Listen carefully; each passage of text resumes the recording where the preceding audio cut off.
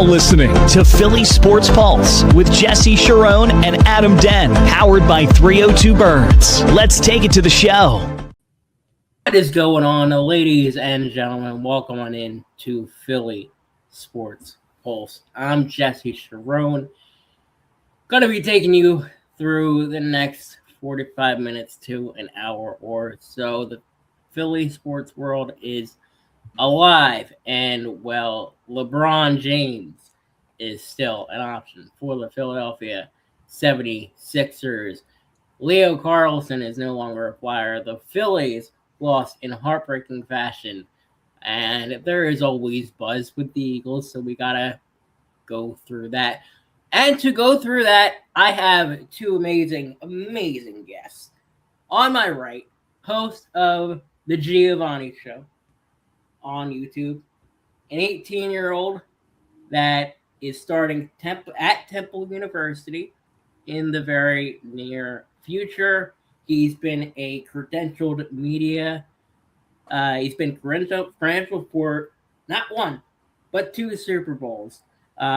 Please, if you have not already, go find him on Instagram. But please welcome to the show, Giovanni Hamilton, man. Welcome on in, Thank you so much for having me.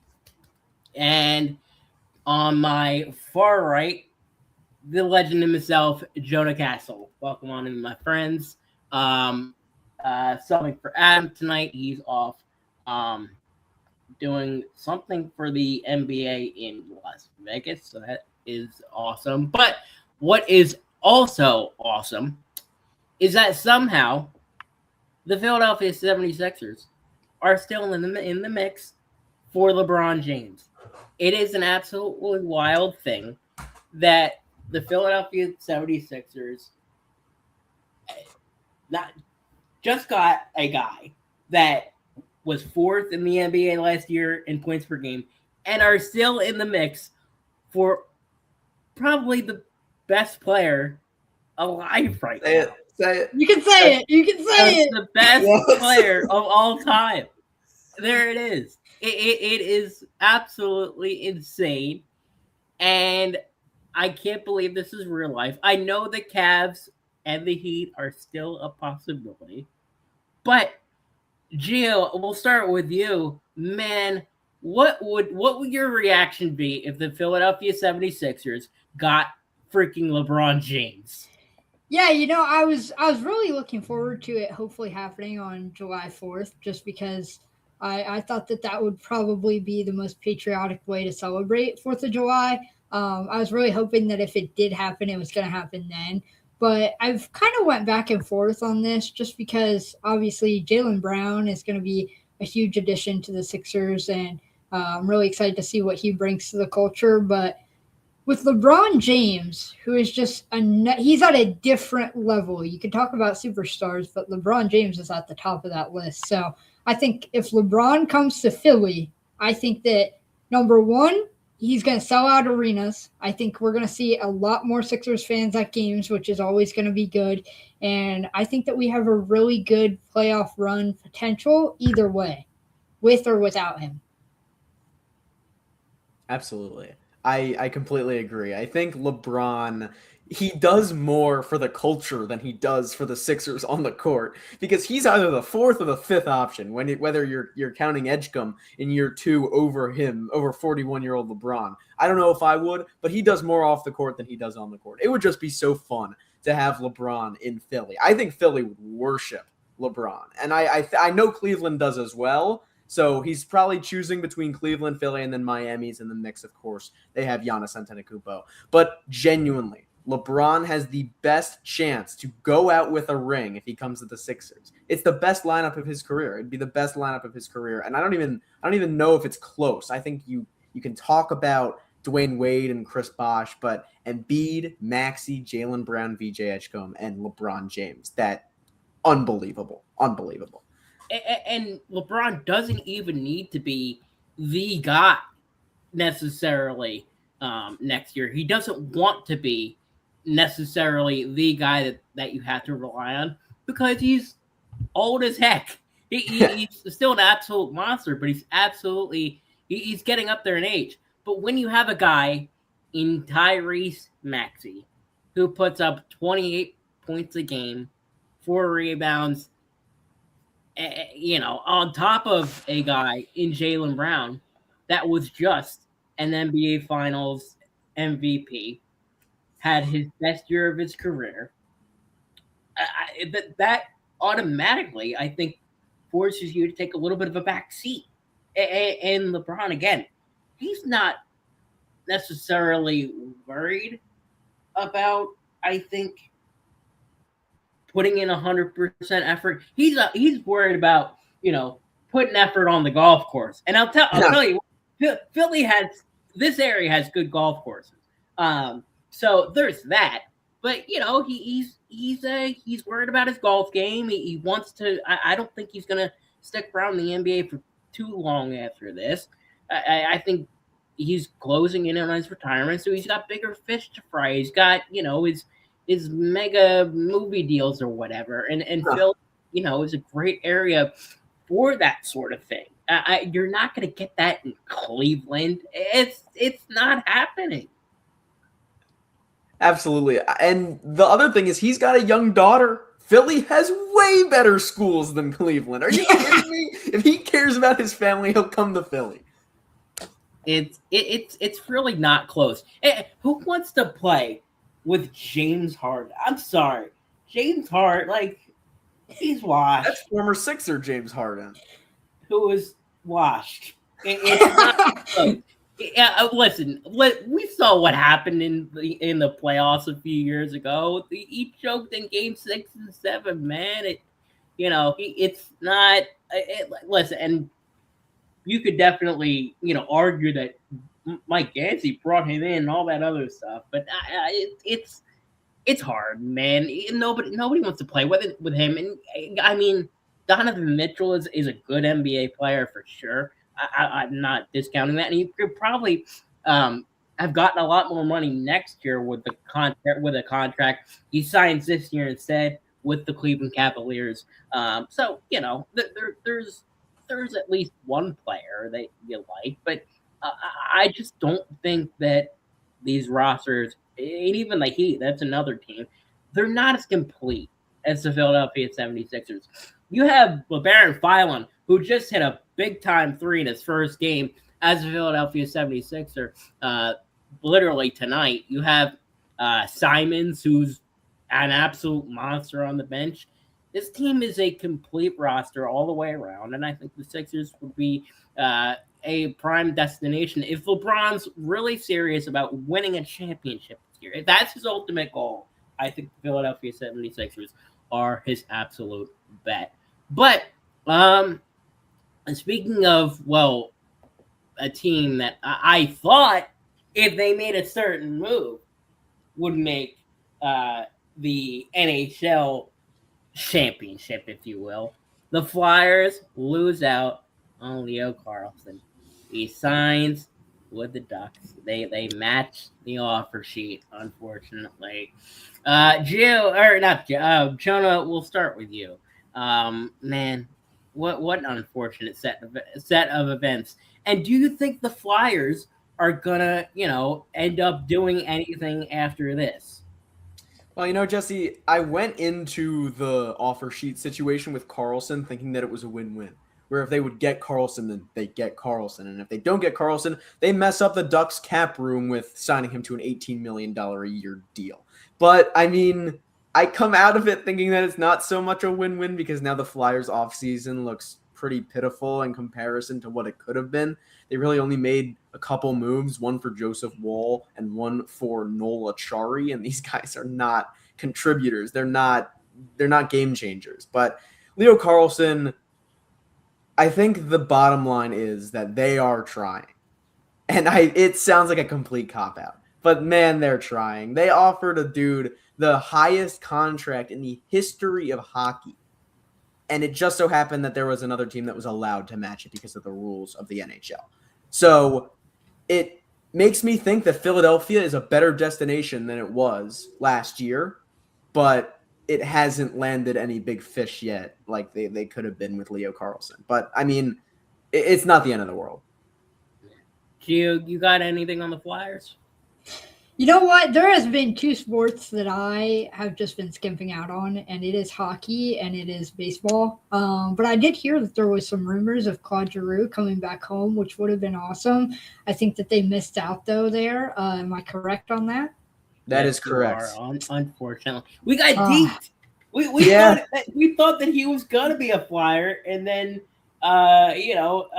Mr. What was it? What was his name? Dropped a complete incorrect report. I'm not gonna name drop because he knows who he is. He knows who he is. He knows who he is, and it sucks. Well, actually, has Ottawa even announced that deal yet? It has been. Okay, I'm thinking, maybe that one was fake too, but no. But double pump fake. Yeah, that would have been crazy. That would have been nuts. Yeah, no, it is unfortunate.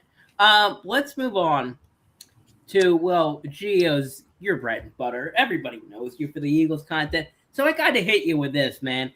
Is this a prove it year for Jalen Hurts and the Eagles offense? I think to a certain degree, it definitely is. But I also think that this is a team that you have to look at. Okay, 17, 18 months ago, they were winning the Super Bowl, right?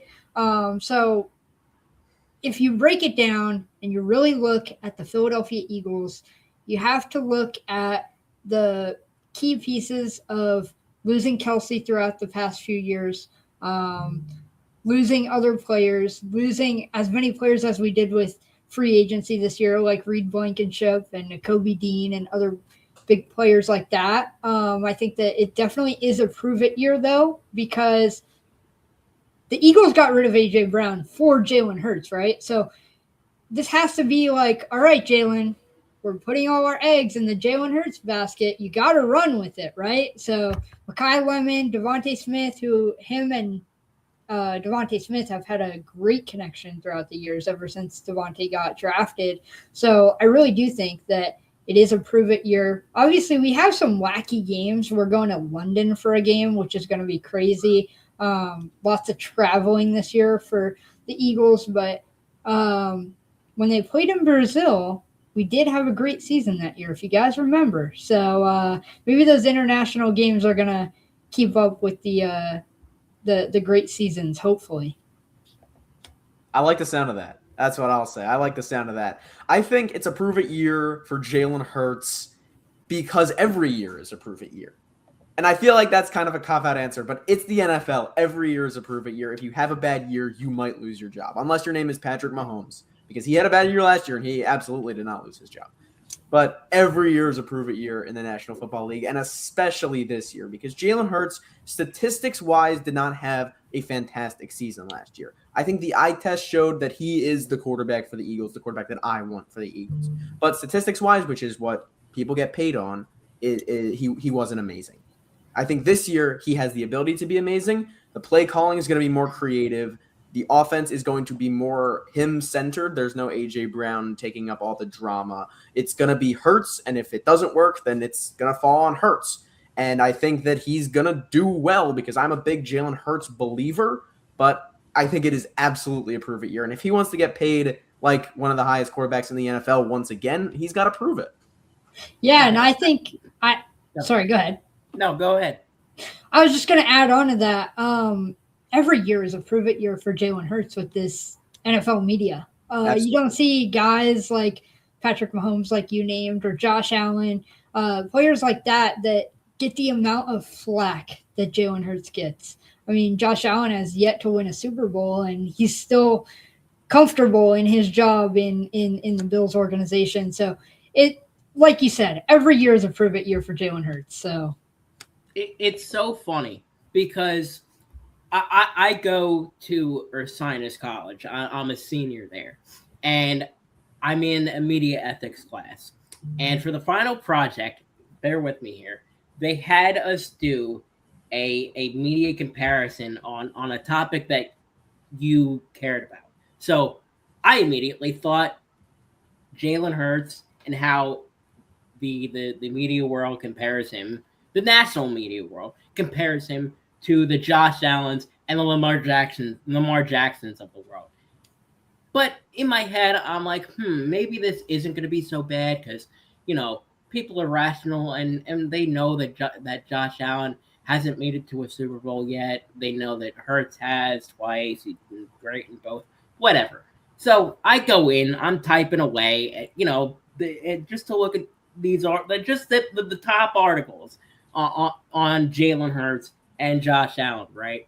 So I look at Hurts, and the first 5 are like, oh, are the Eagles going to trade Jalen Hurts next year? Is Jalen Hurts in their future plans? Is Jalen Hurts the answer for the Eagles? Is he responsible for last year's collapse? Whatever. And then I go search up Josh Allen. First 5 things. Oh, Josh Allen got married to Haley Steinfeld. Oh my God. It is ridiculous. It is absurd. The media attention that this guy gets. It's absurd. And I hate every second of it. And listen, congrats to Josh. I mean, good for him, man. Good for him. But like, you're not getting when Jalen Hurts got married, that got what 5 seconds, like 5 seconds of attention. Yeah, it is absolutely, it is ridiculous. It is absolutely ridiculous. And I'm gonna be honest, guys. I don't know when enough is enough, because he didn't just beat Patrick Mahomes in his Super Bowl winning year. He beat the brakes out of the guy. And that first Super Bowl in Arizona, that wasn't something to slouch at either. The Eagles, if you remember correctly, they almost came back and won that game. If the refs weren't stupid and called that stupid holding call on James Bradbury, oh my God! Who knows how that game goes if the Sodfather does his job? But we're not going to talk about that, I don't think, unless we want to talk about that. And it's our show, so like, well. No, that's true. But then you look at Josh Allen, and he's throwing interception after interception. I guess the Jaguar? I mean, they won. It's like four turnovers in the divisional round. 4. I don't get it. You know what's crazy too is that think about Stephon Diggs when he left that Bills organization. We did not hear, does Josh Allen hate Stephon Diggs like we did with Jalen Hurts and A.J. Brown? Like, that's just another crazy, crazy thing that has only happened to the Eagles. It seems like they're very targeted in the media. It really is. And listen, like, I can't, put AJ Brown in that same boat, because I really thought that AJ Brown was like, listen, he even admitted it, a week or 2 after he got traded. Yeah, I planted those stories in the media. So I'm not necessarily, unfortunately, I can't give AJ a pass. I just can't. But, it's great because now he's with Drake May, the same guy that got absolutely obliterated in the Super Bowl. Go have fun with that guy. Yeah. It's we'll see how that turns out. And I'll tell you this free. It ain't gonna be good. Unfortunately. You can't get the ball if your O-line's collapsing every play. So. Oh my, Jesse, I guess your 2 favorite players get to play each other twice a year, AJ Brown and Josh Allen. Oh my God. It's going to be a mid-off. It's going to be an absolute mid-off.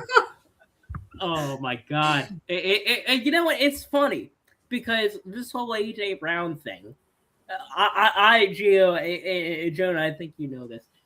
By the time we were like 2 weeks into the AJ Brown thing, I was done. I was so done. But this ain't the end, because they're having a practice game in a couple of months. It is the dumbest thing imaginable. And the national media, listen, shout out our local guys. I really don't think they're going to get baited into it too hard. Shout out the NBC Sports crew. Love those guys. Shout out 97.5. Love those guys. The national media is going to get baited again. It's going to happen. and they're going to be talking about it for, again, the first 3-4 weeks. It leading into this stinking practice. It is absolutely ridiculous, and we're going to have to talk about it again. It's awful. And let me quote an absolute legend. We're talking about practice, not a game. Practice. Come on. It is awful. It is completely and totally awful. And here's something that is also awful. Todd, I love you, buddy, but we have to address this. Hang on. We have to absolutely address this. Let me get the stupid Sixers-related graphic back up. He's going to Xfinity Mobile Arena. Yeah. We are not trading Joel Embiid. I have had no less than 5 texts this morning that the Sixers are going to trade Embiid. It is not happening. No how, no when. Listen. I do not get it. I don't get it. Mike Gantz even said today that Joel Embiid is the healthiest he has ever been. I don't know if that's true, but I like that he's saying it. Well, listen, it's Mike Gantz. I can't, hate on Mike Gansey these days. He's been 10 times better than Daryl Morey's ever been, and he's only been here for the last 2 weeks. He brought in a solid bench option. He brought in Jaylen Brown, and he's on the cusp of bringing in LeBron James. And I'll tell you what, yes, I know the Sixers need cap help, and it might help if we get his contract off the books. But I'll tell you what, nobody is A, trading for that contract, or B, wanting a guy that has injury concerns. It's not like it's not like Joel Embiid is going to be a major factor in the Sixers' offense this year. I really don't believe it's going to be that way. The Sixers are building toward an offense with Tyrese Maxey and VJ Edgecombe. People forget that VJ was one of the best rookies in the class last year. They are building toward an offense with that in mind. And think about this. Jaylen Brown's contract ends when the Sixers are able to give VJ Edgecombe a larger contract. I don't know about a super max, but they have planned for this sort of thing, and I don't think that Embiid is in those plans. But I think you can't discount a guy at the same time that, listen, when he's on the floor, he's putting up 30 a night. I don't know. Let me just say, Embiid might retire before LeBron. I feel like that's a possibility at this point. Embiid, I think he's closer to retirement than a trade because he's more valuable to the Sixers than he is to anybody else. And he's also more valuable to the Sixers than anything they could get for him because they'd have to trade at least one first to get off of his contract, let alone a return. It'd be tough to get off of Embiid. And I think there's no way that they trade him when he's the most valuable part of any trade that he's going to be in. And this is their championship window. Yeah. Gio, something's what do you got? Embiid's staying. There's no way in hell that Embiid is leaving this organization. The Sixers are way too loyal to that guy, and they just got things right. They just found the last piece of the puzzle with Jaylen Brown. This is the playoff year. This is the year that we're going to be running up and down Broad Street after a finals win. I'm telling you guys, it's going to happen. People forget that when the Sixers came back against the Boston Celtics, what happened? Joel Embiid took over. Yes, he absolutely didn't against the Knicks, but that was because he was hurt. My God, people have got to get it in their heads that when he is on the floor, he's an absolute monster. And he doesn't need to put up these 25-minute-a-night performances anymore. I really don't think he does. But Jaylen Brown is 30 years old right now? He's still got a few years left of his prime. Maxey's right in the middle of his prime. VJ Edgecombe literally was a rookie, and he already has a nickname, the Generator, because he generates offense, he generates electricity, he generates momentum. He is the future of this organization, and Embiid could probably help out that bench because I don't know if I trust Bona. I don't know if I trust Broom, Barlow, those guys. So if Embiid needs to stay on the bench and contribute when he needs to, I don't hate that in the slightest. I don't.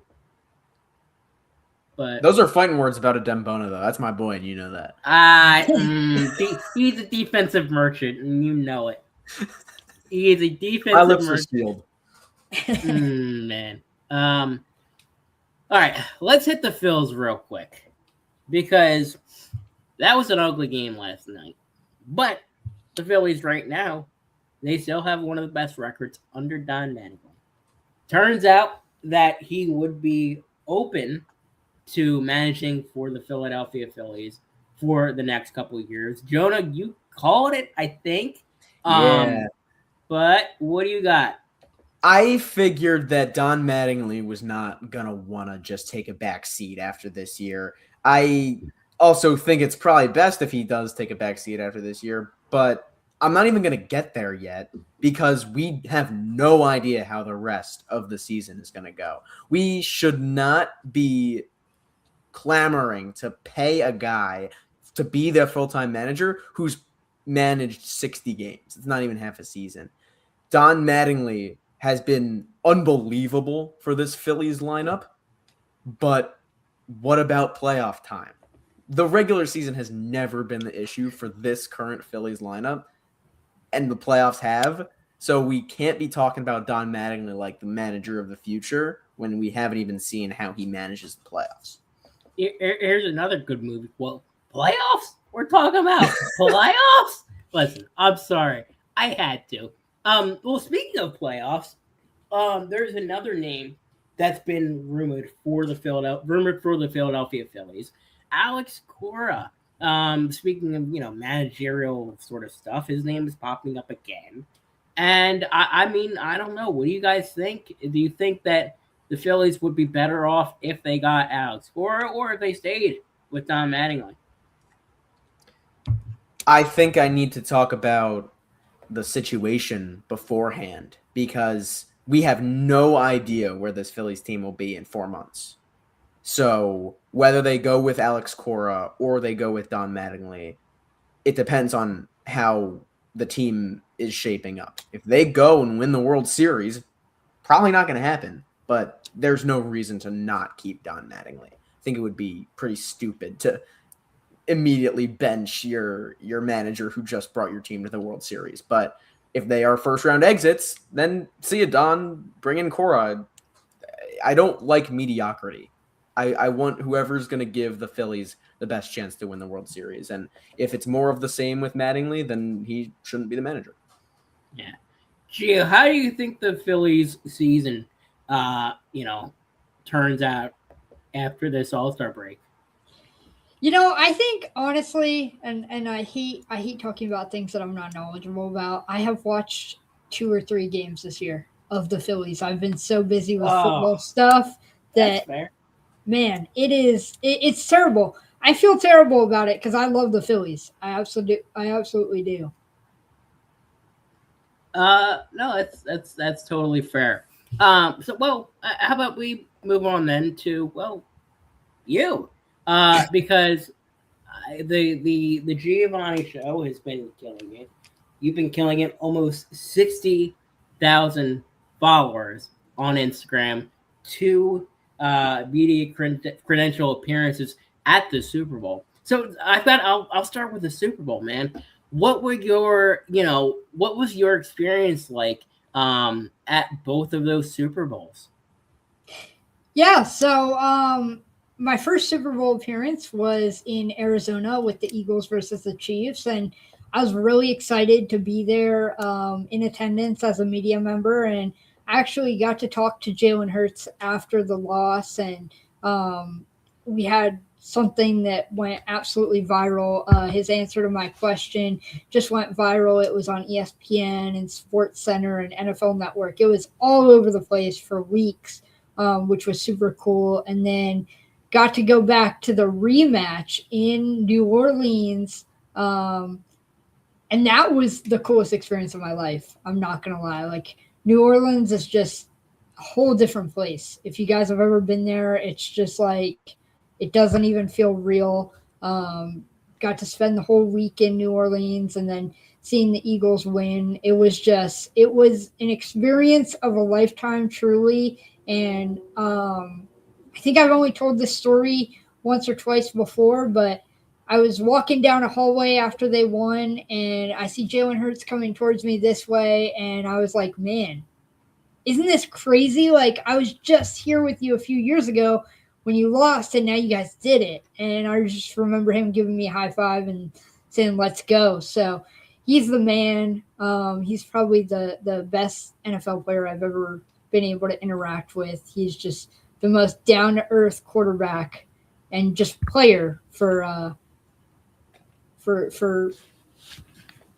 the Eagles that I've ever interacted with.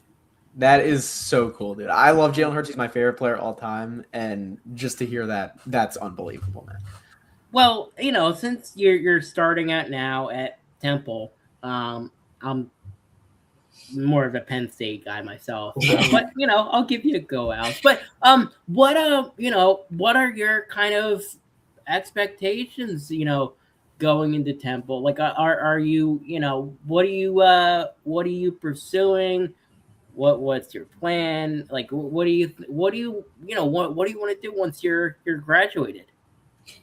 Yeah, so I am majoring in sports broadcasting at Temple, so I'm really looking forward to that. I'm really looking forward to being able to talk to guys like Dave Spadaro at the Eagles, who are also Temple alumni.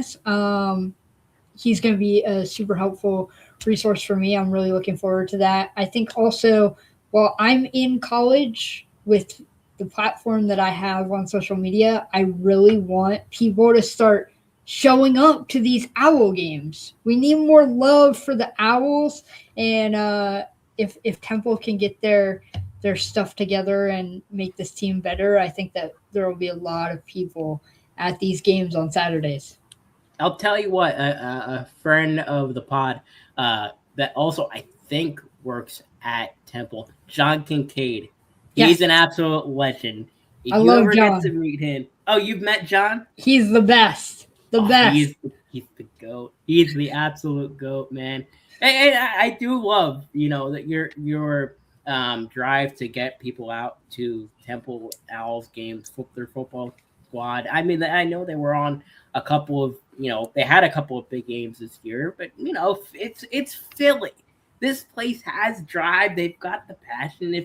And I know their basketball squad was decent last year, but I mean, listen, I totally respect, you wanting to get the football crowd back into it, because I can't remember a time of when Temple was good football wise, but I think that would be a really cool thing for the city, man. It'd be awesome. Yeah. When they had Hassan Reddick, they probably weren't great, but he was good. he was great. No, I mean he basically helped us to the Super Bowl in 23, didn't he? He was an absolute monster. Sure did.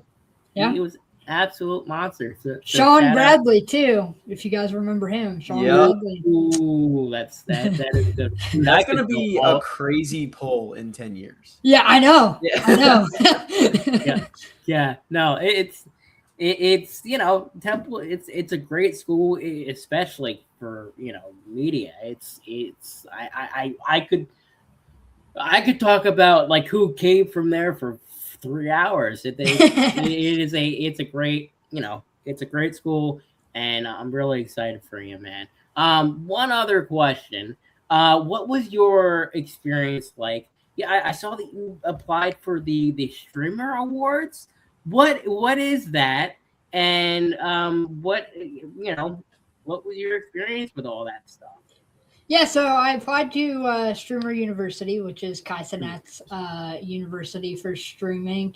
And dude, this is crazy. So I got an email saying that I was accepted, and I was hyped and went on social media and did a bunch of stuff, only to find out that it was a false email.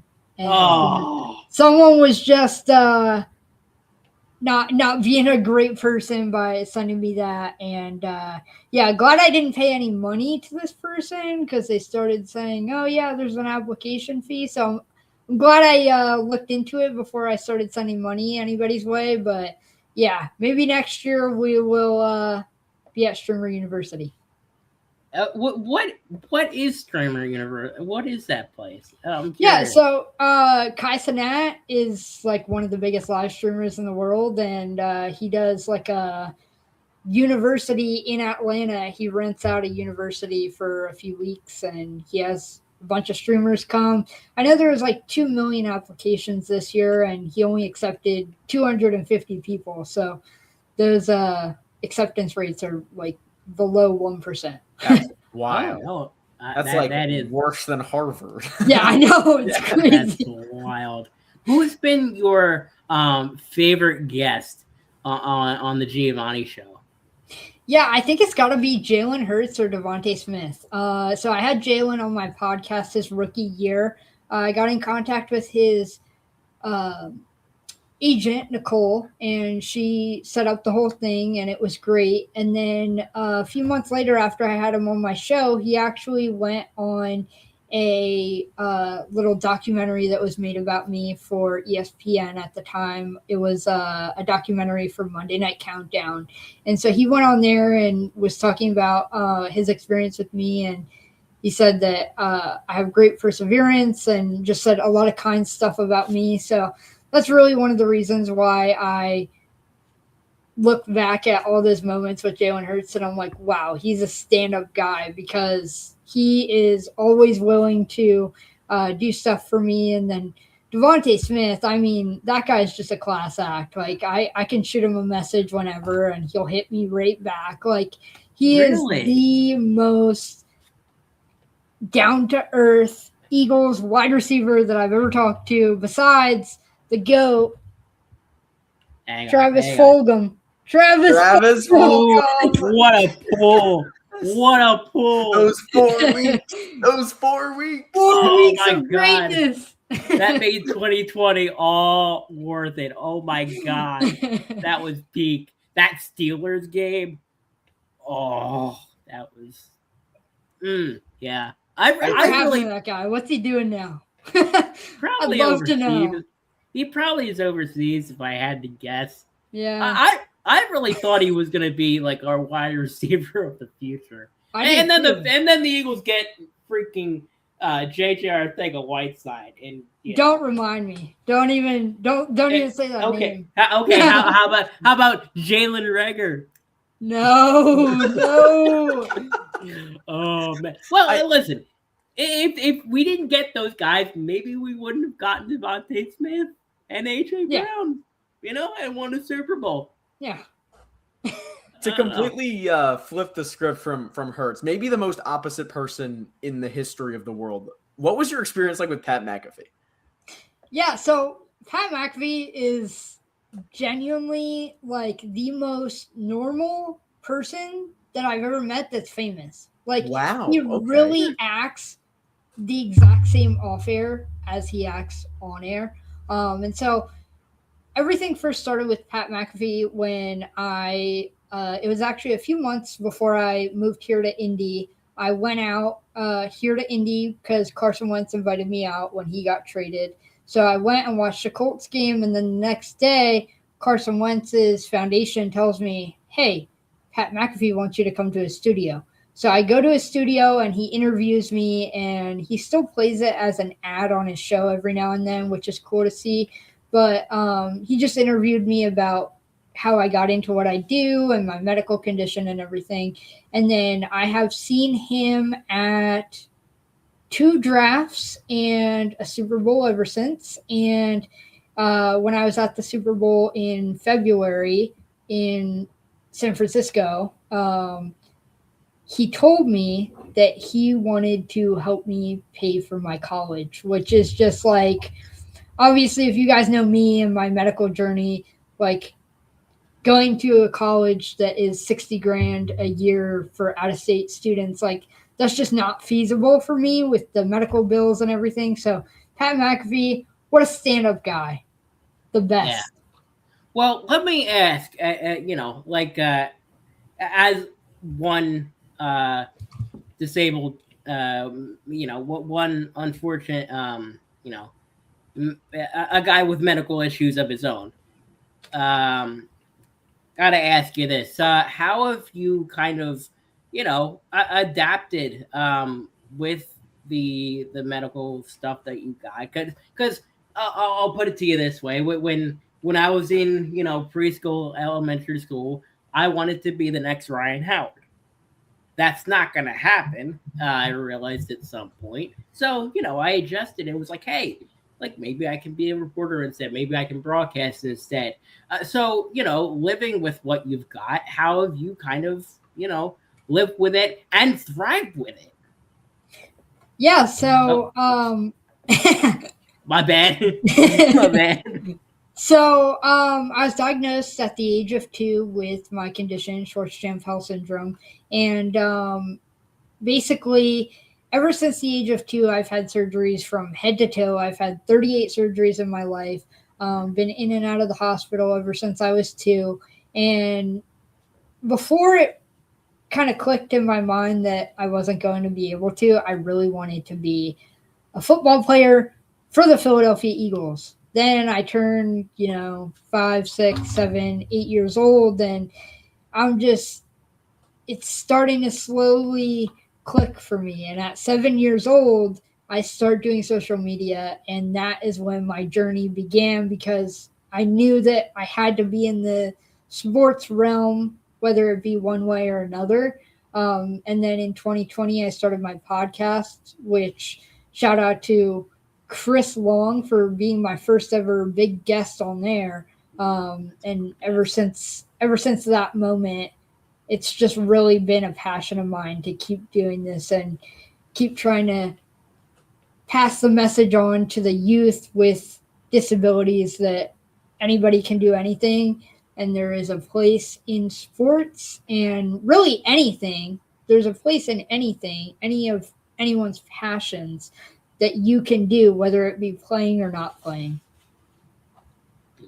I love that. I love that. I've been following your journey for a long time, and I have something called spina bifida, which basically I can't walk. And with these sorts of things, you got to adjust, because we all love sports. It's our thing.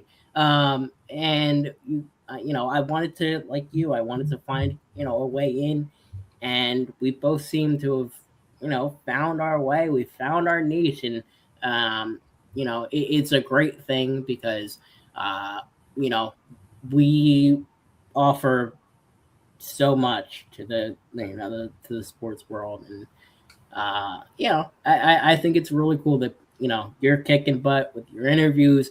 Chris Long is a fantastic first guest, by the way. That is awesome. What was that interaction like? Yeah, so I was so young at the time. So this is probably August, September in 2020. And so I did a video and I was like, hey guys, I'm starting a podcast.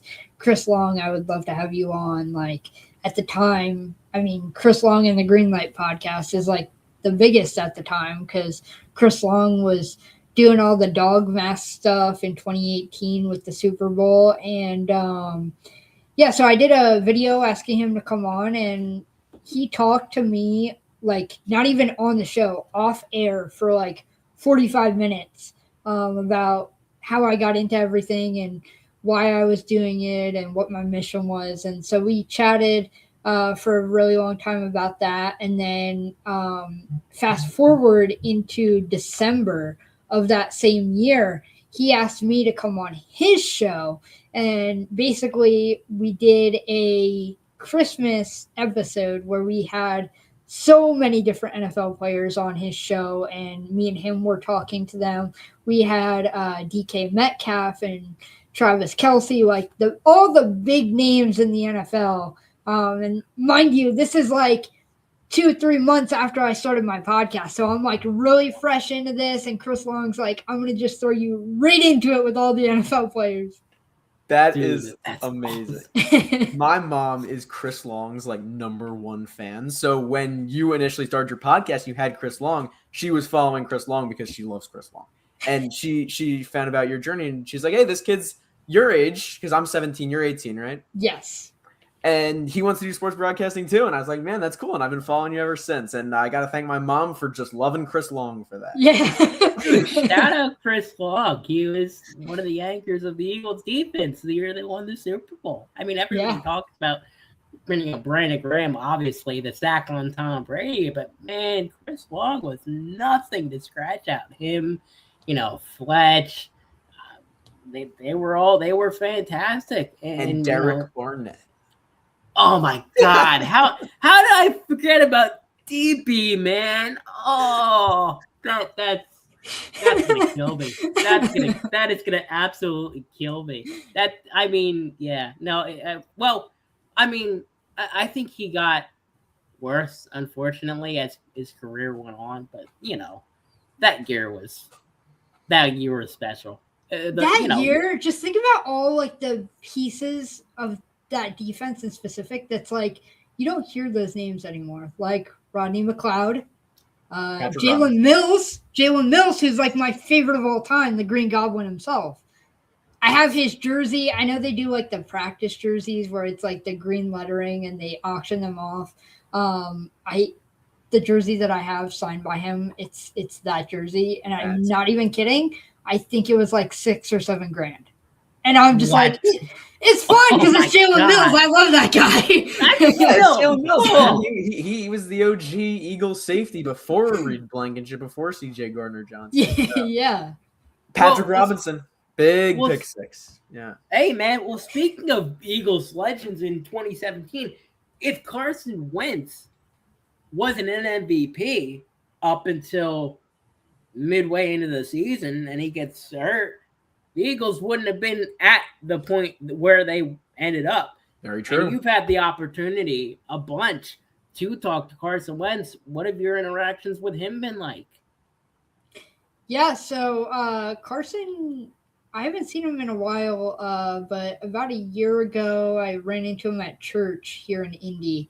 And, he's a man. He's a great family-oriented guy.